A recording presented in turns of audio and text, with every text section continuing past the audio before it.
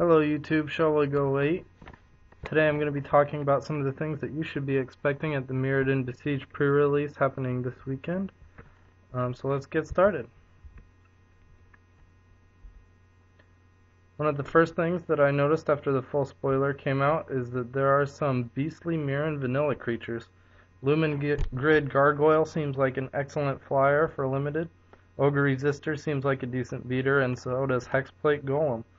The only thing I would advise is that if you're going to run Hexplate Golem, you should be running at least 17 or 18 lands for that high of a curb.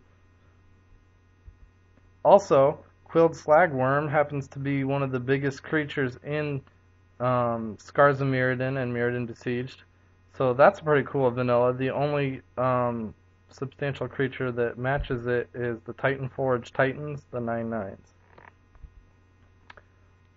One thing else I want to hit on is Viridian Claw is an equipment that gives +1/+0 and has first strike. In my opinion, this is going to be one of the best equipments in the set.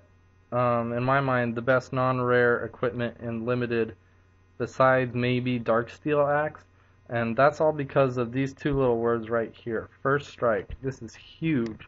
Up against infect creatures, first strike kills. This is going to be a really good card. It costs cheap, the equip cost is low. Very excellent card for the Mirrodin side.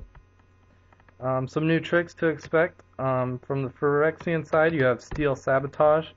I wouldn't consider this to be a counterspell so much as a bounce card. This is going to turn off Metalcraft at instant speed, and is really going to catch people by surprise if used correctly. Also of note is Mirrodin Metal, kind of a giant growth effect to be aware of. Not necessarily the greatest card ever, but one to have in your brain as you're playing this weekend. Also, some sweeping tricks here on the Phyrexian side. We have Choking Fumes. This seems pretty powerful, especially when people are counting on Battlecry wins. If you're set up for a 1 or 2 point damage determining win, be aware of this card. On the Mirrodin side, we have Turn the Tide, which is a giant shrinking effect, which is really going to hit hard on infect creatures that have low powers to begin with. One cool thing is that we're getting some more infect flyers, Flesh Eater Imp and Tine Shrike. These will go great with Plague Stinger for infect decks getting some evasion. That's really cool. I'm really stoked for Flesh Eater Imp since he's the first flyer apart from Skittles that has more than 1 power toughness and flying. So that's pretty sweet. Also, some notable removal is Corrupted Conscience. Probably one of my favorite cards in the set. It's just mind control with infect, and that's huge and limited. It gets rid of their creatures and it gives you a nice creature too.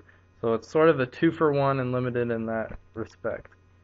Virulent Wound seems a little bit not so great, but when you compare it to Fume Spitter and how useful Fume Spitter was in Scars of Mirrodin, I think Virulent Wound is a nice upgrade, giving you a poison counter just for playing it.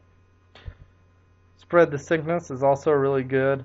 Not a lot to say here, it's just pretty sweet.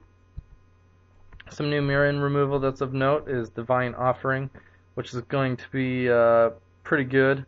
It's a lot like Shatter 2.0. Burn the Impier seems really good. It's a lot like Searing Blaze. So these are some good cards that we already have some familiarity with and will be having lots of fun with this weekend.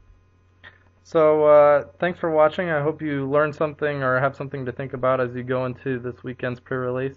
Don't forget to have fun and let me know how it goes.